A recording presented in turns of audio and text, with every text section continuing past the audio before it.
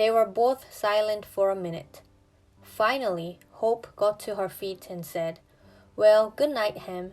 Sweet dreams. I'll see you in the morning." Ham sat against the wall, frowning.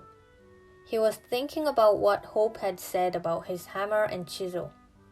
Of course, putting holes in the wall wouldn't do them any good. Hadn't he already known that? So why was he lugging around these old tools? Because he didn't know what else to do, that's why. They would never find cheese. He would never find his friend Ho. He would die here in this corridor with his useless bag of tools.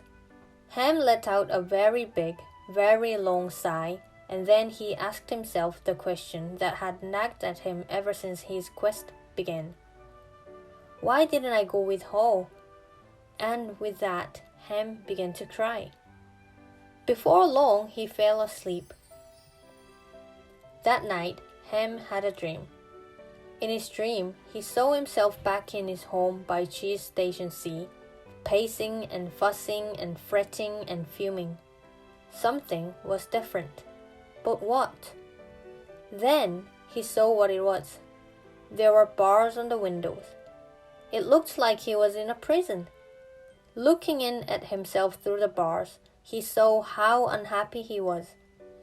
In his sleep, he cried a little more. He woke up in the middle of the night thinking about the dream. It baffled him. Why was he like that, a prisoner in his own home, missing his friend yet refusing to go with him? Ham lay awake on his back for hours, thinking about this.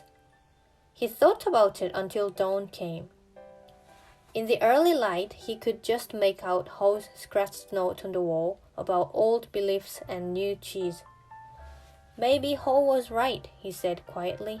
Thinking out loud helped him to make his thoughts clearer, especially the more difficult thoughts, like the ones he was having now. He thought about the day Ho left, so long ago now. Ho had tried to talk to Ham about what he thought they needed to do, and Ham had refused to listen.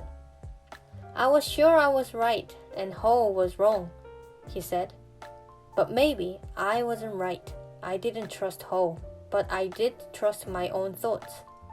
All at once, Ham sat up straight. Old beliefs. That's what Ho's note was about. But Ham had never stopped to think about what a belief was. Now he thought he knew. He clambered to his feet, picked up a sharp stone, and wrote his own new thought on the wall next to Ho's. When he was finished, he drew a picture of one of Hope's apples around it, so he would remember that it was his note and not Ho's.